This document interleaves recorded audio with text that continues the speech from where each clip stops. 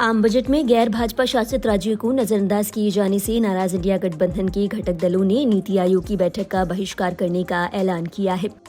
इस बैठक में सभी राज्यों के मुख्यमंत्री सदस्य होते हैं।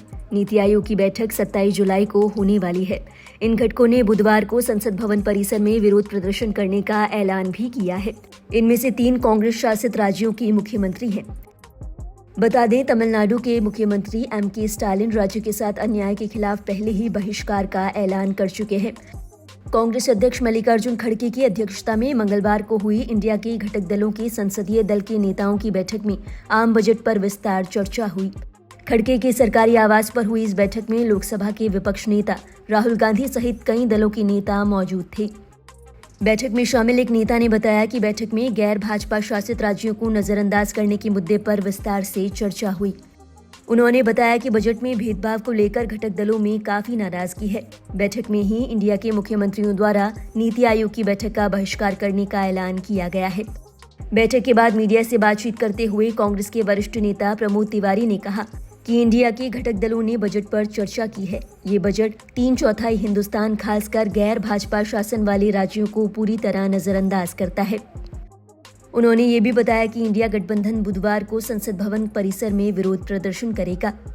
देखिए, बजट पर हम लोगों ने चर्चा की।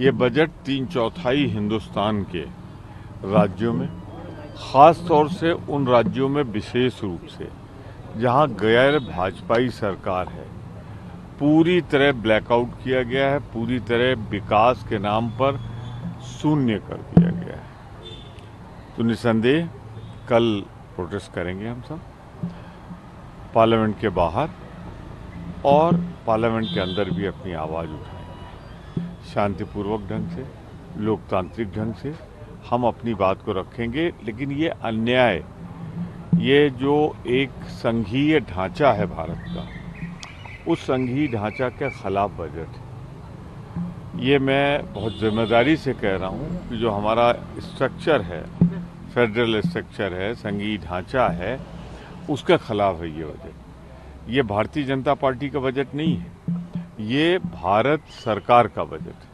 और भारत सरकार के बजट को ऐसे किया गया जैसे भाजपा का बजट।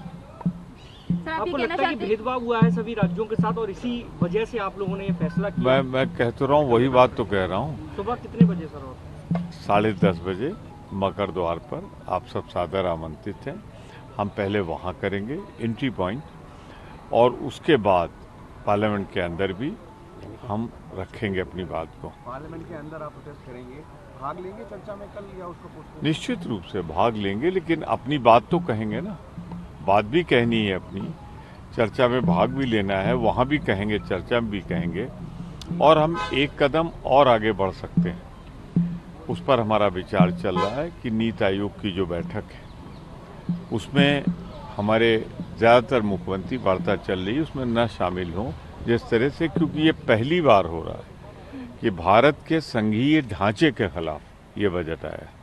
सर, नीट को लेकर भी क्या कुछ आप लोगों का टेक रहेगा, क्योंकि अब सुप्रीम कोर्ट का भी फैसला आ गया, क्या इस मुद्दे को अभी आप लोग पार्लियामेंट में उठाएंगे? सुप्रीम कोर्ट का फैसला जो आया है, अभी मैंने पढ़ा नहीं पूरी तरह, पढ़ने के बाद ही उस पर रिएक्ट करूंगा। लेकिन अजीब सा है कि ये मानते हैं कि लीक हुआ है, और आज इलेक्ट्रॉनिक युग में लीक होने के 1 मिनट के अंदर पूरे हिंदुस्तान में फ्लैश हो सकता है, और उसके बाद भी उसको जिस ढंग से लिया गया है तो उसको पढ़ने के बाद हम प्रतिक्रिया देंगे। आज मैं मुख्य रूप से कहना चाहता हूं कि शायद भारत के इतिहास का ये पहला बजट है जो संघीय ढांचे के खिलाफ। समाजवादी पार्टी की तरफ से सर कोई रिप्रेजेंटेशन था या फोन पे बात हुई आप लोगों की? देखिए, हम लोग की बात दोपहर में भी हुई, सुबह चलती रहती है, कोई पहुंच पाता है, कोई नहीं पहुंच पाता, कमिटमेंट होता है। और जितनी बातें हैं मैं बता भी दूंगा, उनसे चर्चा भी कर लूँगा और उनकी सहमत होगी।